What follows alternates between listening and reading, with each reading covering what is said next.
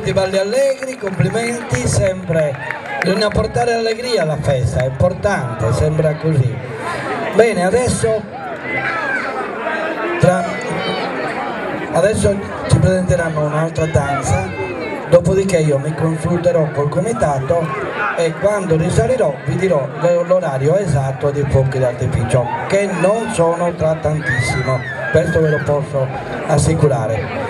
Su Ballo Brincato è la prossima danza che ci propone il gruppo folco Santu Predu da Torpè, accompagnati sempre all'organetto diatonico di Paolo Canu. Applauso per loro, grazie.